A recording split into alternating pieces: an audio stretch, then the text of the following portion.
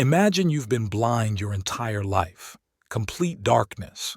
You navigate by touch, by sound, by memory.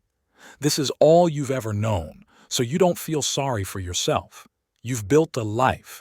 You have routines. You think you're doing just fine. Then suddenly, miraculously, you can see. The first thing that hits you isn't joy. It's shock. You realize you've been walking inches from cliffs you never knew existed. You see the beauty you've been missing, but also the danger you've been living in without knowing it. Everything you thought you understood about your world was incomplete. Now imagine trying to tell your blind friend about this. You grab their arm and say, "You have to meet this doctor who gave me sight." But they pull away. They think you're acting crazy, maybe even insulting their way of life. They're comfortable in their darkness because it's all they've known. This is exactly what happens when someone becomes a Christian.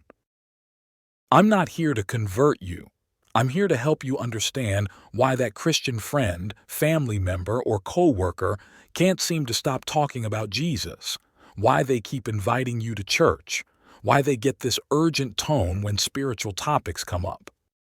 From their perspective, they've experienced something like getting sight after a lifetime of blindness. Before their conversion, they were living what they now see as a life headed toward eternal separation from God. They weren't necessarily living badly by society's standards. Maybe they were good people, successful, had loving families. But spiritually, they now believed they were walking in darkness, unaware of the cliff edge ahead. Then something happened. Maybe it was gradual, maybe it was sudden. They understood what Christians call the gospel, that God became human in Jesus, lived a perfect life, died to pay for humanity's sins, and rose from the dead. They accepted this personally, received what they call the Holy Spirit, and everything changed. Not just their beliefs, their desires changed. Things that used to bring them pleasure now feel empty or even painful because they believe these things hurt the one who died for them. It's like when you're in love with someone, hurting them becomes the last thing you want to do, even if it means giving up things you used to enjoy. But here's the crucial part. When they look at you, someone they love who hasn't had this experience yet, they see their former self, someone walking in that same spiritual darkness they remember so clearly, someone heading toward what they believe is eternal separation from God.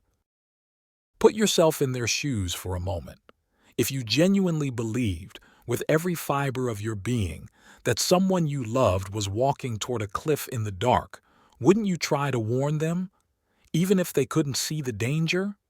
Even if they thought you were being dramatic or annoying? That's the heart of Christian evangelism. It's not about being superior or judgmental. It comes from the same place as grabbing someone's arm to pull them back from an oncoming car they don't see. The tragedy is that this urgency often creates the opposite effect. The more passionately they try to share what they've discovered, the more it can feel like pressure or judgment to you. You might think they're saying your life is worthless or that you're a bad person, but that's not what they mean at all. They remember being exactly where you are. They remember the pleasure sin brought them when they were, in their words, walking in the world. They're not looking down on that version of themselves or on you. They're remembering the relief of discovering there was something better, something that satisfied deeper than those temporary pleasures ever could. It's like someone who used to be addicted to something destructive, got clean, and now sees a friend heading down the same path. The urgency comes from love and recognition, not from superiority. When Christians talk about the scales falling from their eyes, they mean they can now see spiritual reality clearly for the first time. And when they look at people they care about who haven't had this experience, it's painful. Not because they think less of them, but because they remember being there and they know what they believe lies ahead. This is why your Christian friend won't drop it. This is why they keep bringing up church, keep mentioning Jesus, keep trying to have these conversations, even when it makes things awkward between you. In their mind, staying quiet would be like watching someone walk toward a cliff and saying nothing because you don't want to be rude. I'm not asking you to agree with their beliefs.